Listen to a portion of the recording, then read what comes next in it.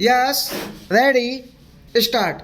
The average farmer does not have money to waste, nor can he afford undue risks.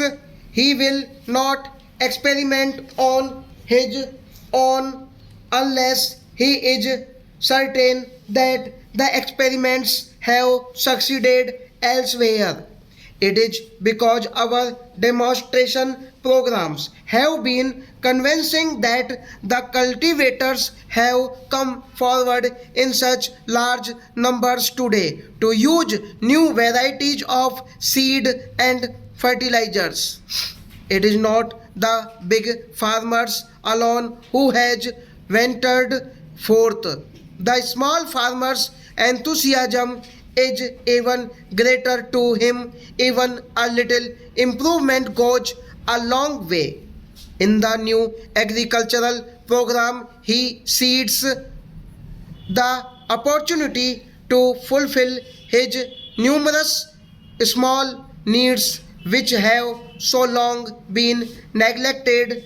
It is obvious that farmers will pay heed to the call for national self sufficiency only to the extent that the programs makes a difference to their lives.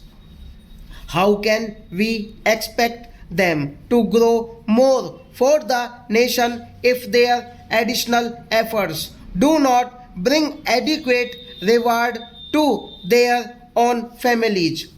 We talk of inputs, but in scientific agriculture, the most important input of all is the human input. Modern farming is a far cry from spreading the seed and leaving the rest to the sun, rain, and stars. The farmer has now to fight constantly with nature, repairing its shortcomings, exploiting its advantages, and forcing the pace. This calls for greater knowledge and training on the farmer's part.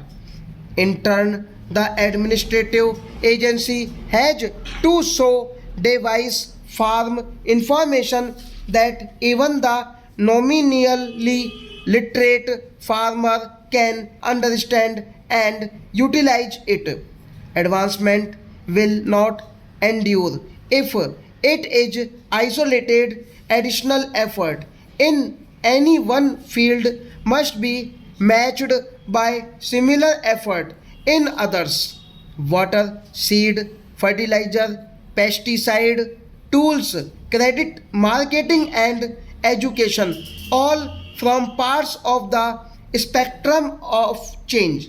Agricultural scientists, by whom I mean not only botanists but also agricultural engineers and economists, have much to contribute to this coordinated agenda of progress. There has been considerable debate on the question whether research in India should spend time finding out anew what has been found elsewhere earlier. While there might be need and justification for buying industrial know how from abroad, we cannot hand over our agricultural problems to others.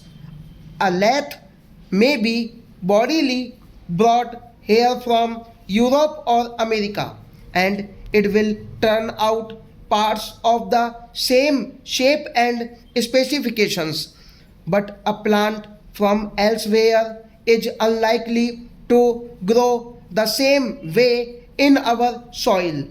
Every time a plant is introduced, the scientist has to do considerable adapter work. He has not only to test its suitability to our soil and climatic conditions, but also to find out how far it is susceptible to pastes stop.